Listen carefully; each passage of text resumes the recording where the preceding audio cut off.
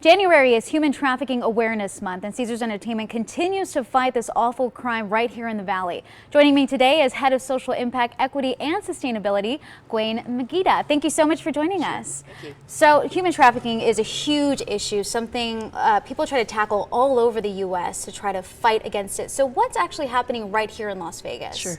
I would say it happens everywhere that there's a visitor destination, usually around anonymity.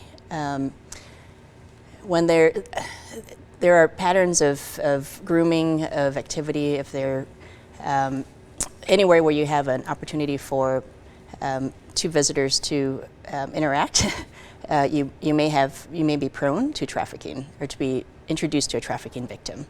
Okay. So here in Las Vegas, how would you describe it to people who might not know a lot about human trafficking and why it's so important to get on board and fight this here? Sure. Oftentimes it's seen as a choice or a way to make a living, but that's completely false. Most traffickers will groom people from all walks of life. They may be from stable homes, they may be from vulnerable households as well. I highly suggest not profiling who the victims are. They could be male, female, boys, girls, all ages. So really look for patterns around, high traffic areas. Might be a hallway in a hotel, might even be at a shopping center, might even be at shelters or schools. It tends to happen more so with those between about 10 to 13 years old to start being groomed. So I would say if you see something, say something. For our properties, we have them call security. If you're not at a property or hotel, there's a 611 number or other if you see something suspicious. Yep.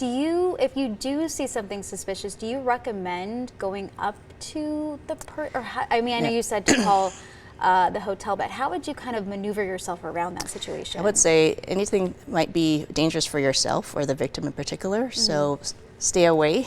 If many times it's overlain with violent crimes or other types of behavior that are not just around commercial sex solicitation.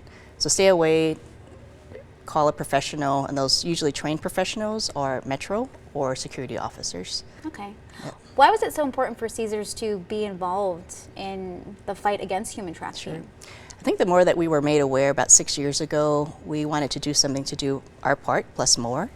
But also being aware that it's a trauma bond and it's not a victimless crime. Everyone is a victim. There's a lot of brainwashing that goes on. So the more that I learned, the more we built our programs to be more proactive in the industry.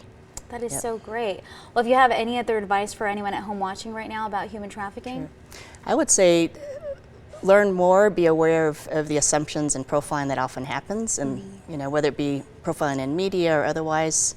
There's Polaris, there's many sites. Even the Resorts Association is doing more to collaborate with gaming around this. Get informed and be knowledgeable and try to check the biases. Thank you so much. Sure. This is so informative. I really appreciate it. Stick with us. 13 Action News at midday. We'll be right back.